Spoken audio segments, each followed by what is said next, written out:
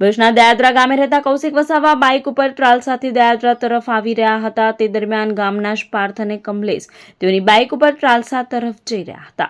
Petrol pump નજીક પાર્થે અચાનક U turn મારતા કૌશિકની બાઇક સાથે અકસ્માત સર્જાયો હતો, જેમાં ગંભીર ઇજાઓના કારણે કૌશિકનું સ્થળ પર જ મોત થયું હતું.